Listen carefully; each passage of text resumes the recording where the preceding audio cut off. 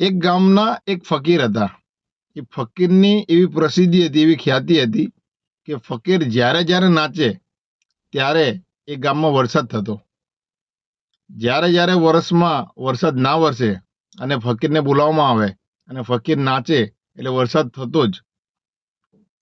આ વાતના થોડા વર્ષો વીતી ગયા અને જે છોકરાઓ ગામથી શહેર ભણવા માટે ગયા હતા એ જ્યારે ભણી ગણીને પાછા ગામમાં આવ્યા અને એ લોકોએ આ વાત સાંભળી તો એ લોકોએ આ વાતને તદ્દન ખોટી ગણાવી.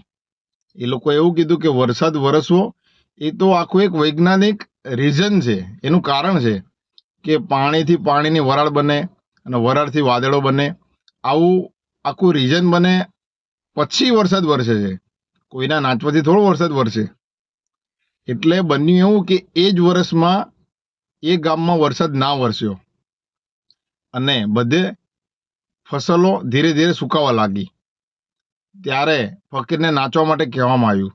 તો પેલા છોકરાઓએ એવું કીધું કે જો ફકીરના નાચવાથી વરસાદ વરસતો હોય તો અમારા નાચવાથી પણ વરસાદ વરસે. એટલે મંચ સજ્યો અને ફકીરને નાચવા માટે કહેવામાં આવ્યું. ફકીરે એવું કીધું કે પેલા છોકરાઓ તમે નાચી લો. એટલે એ છોકરાઓએ નાચવાની શરૂઆત કરી. 2 કલાક થઈ ગયા, 3 કલાક થઈ ગયા, 5 કલાક થઈ ગયા, આખરે 7 કલાક થયા અને વરસાદ ના વરસ્યો. પેલા લોકો થાકી ગયા અને થાકીને નીચે બેસી ગયા. ત્યારે એ લોકોએ કીધું કે અમે નહોતું કીધું કે કોઈના નાચવાથી વરસાદ ના વરસે. પછી ફકીરને નાચવા માટે કહેવામાં આવ્યું. ફકીરે નાચવાની શરૂઆત કરી. સવારથી લઈને સાંજ થઈ ગઈ, સાંજથી લઈને બીજા દિવસની સવાર થઈ ગઈ. એમ કરતાં કરતાં 3 દિવસ વીતી ગયા અને આખરે વરસાદ વરસ્યો. ત્યારે બધાને નવાઈ લાગી.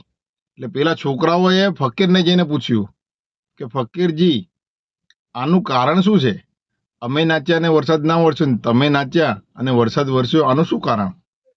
ત્યારે ફકીરે હસતા હસતા જવાબ આપ્યો કે આનું કારણ કંઈ મોટું નથી. આનું કારણ એટલું છે કે તમે વરસાદના માટે નાચતા હતા અને હું વરસાદ જ્યાં સુધી ના વરસે ત્યાં સુધી નાચ્યો.